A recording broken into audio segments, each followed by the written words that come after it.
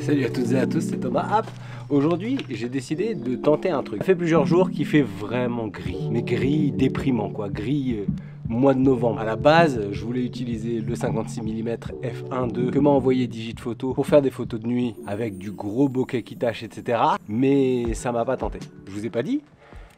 Si vous me suivez sur Instagram, vous savez. J'ai chopé d'occasion un Fuji X Pro 1. J'ai essayé d'installer des recipes. Je suis allé sur Fuji X Weekly qui m'a donné des recettes, sauf qu'il n'y a vraiment pas beaucoup de recettes pour le X Pro 1. Donc jusque là, pour l'instant, ma photo numérique ne m'intéresse pas. C'est très difficile pour moi. Les photos que je fais en argentique sont bien. Et je crois que c'est parce qu'elles sont en argentique. N'en déplaise. Mais quoi qu'il en soit, les photos que je fais en numérique sont bien moins intéressantes et j'arrive pas à trouver qu'est-ce qui m'intéresse. Donc, je vais pas abandonner là parce que les premières photos que j'ai fait en moyen format, elles étaient pas terribles et j'ai persisté.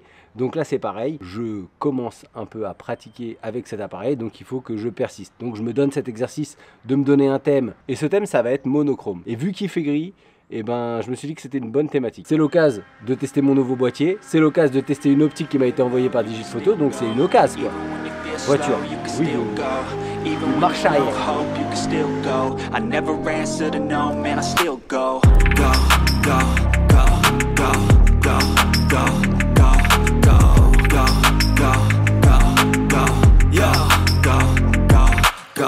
Hustle hard, hustle every single day.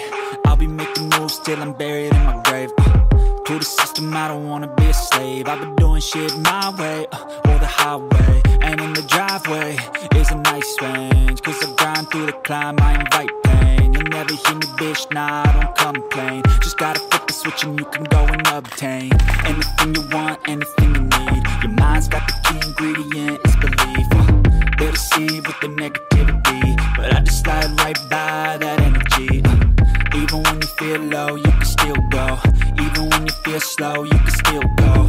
Even when there's no hope, you can still go. I never answer to no, man, I still go. Go, go, go, go, go, go, go, go, go, go, go, go, go, go, go, go, go, go.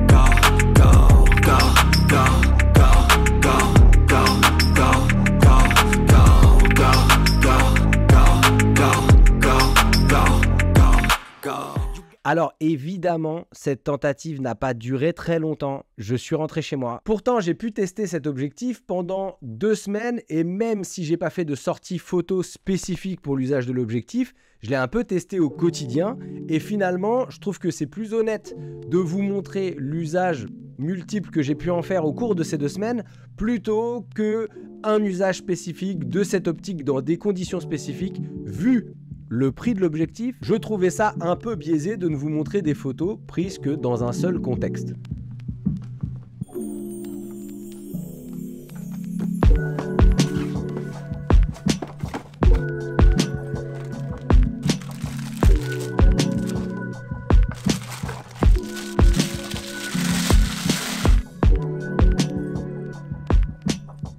Ce qui est attrayant dans cet objectif, c'est pas tant que ce soit un 56 mm, mais c'est son ouverture à f1.2. Moi, j'avais fait des essais avec une optique 1.4. J'avais trouvé ça déjà assez impressionnant. Et les résultats que j'ai obtenus avec mon moyen format à 1.9 sont bluffants. Il faut admettre que c'est une galère de faire la mise au point manuellement à cette ouverture, surtout quand on fait du portrait. C'est intransigeant, la faible profondeur de champ ne pardonne pas. Moi, je préfère avoir un peu de marge dans ma zone de netteté. Donc 1.2, j'étais pas convaincu. Je me suis dit que c'était trop. C'était pas utile. Jusqu'à ce que je me rende compte que l'appareil que j'utilise a un autofocus. Alors déjà là, la vie, elle est vachement plus simple.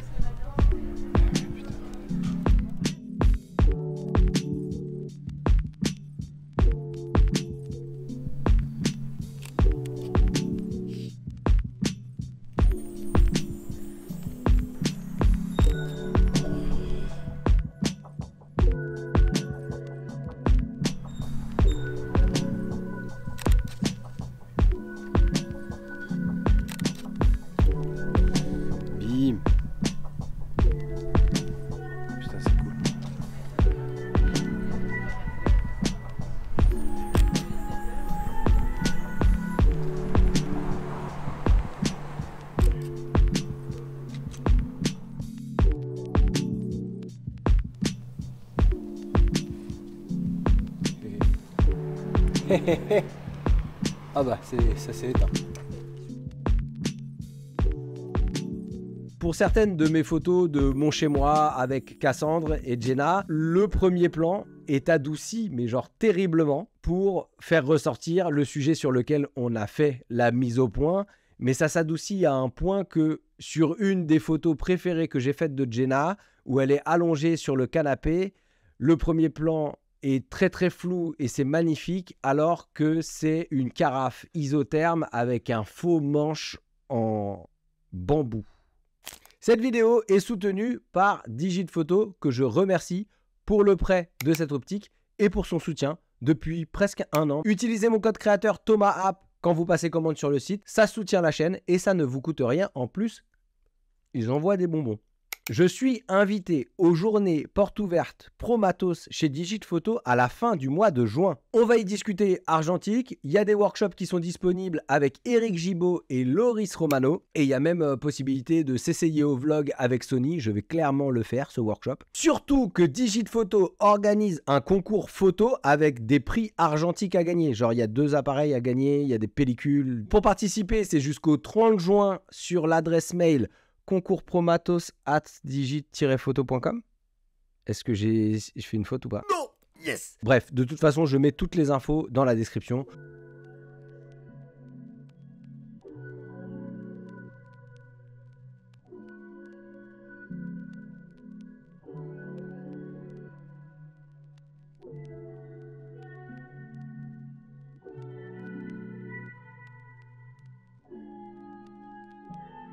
On a profité de tourner une vidéo avec Cassandre pour tester cet objectif en vidéo avec un Fuji X-H1 au Pouliguen, et avec une mise au point manuelle, cet objectif est parfait pour faire des plans rapprochés, notamment de mon Mamiya RB67 qui sort mais genre magnifiquement. D'ailleurs, j'attends encore les photos du labo pour pouvoir finaliser cette vidéo, mais dès qu'elle sera prête, je la mets juste là. Et si vous n'êtes pas encore abonné à cette chaîne, je vous conseille de le faire pour ne rater aucune vidéo.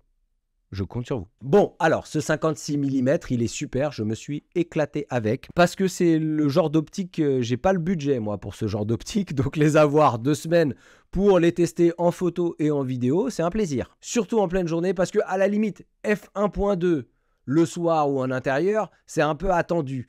Mais à 1/4 millième, ISO 100, f1.2 en extérieur, c'est pas dégueu non plus. Il a une petite place dans mon cœur, proche du 16 mm. Je crois que c'était un f1.4 que j'avais utilisé pour une vidéo avec le Fuji X-H1. J'avais fait une vidéo sous forme de court-métrage avec une seule optique grand angle. Alors, c'est pas évident, mais le 16 mm aussi est bien. 16 mm, 56 mm. Faudrait que je teste un 85 ou un... Ouais, un 85, ce serait bien pour une prochaine fois, par exemple.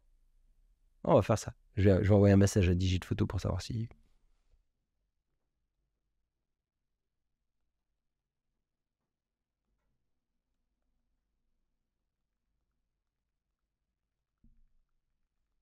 C'est pas, on verra s'il répond.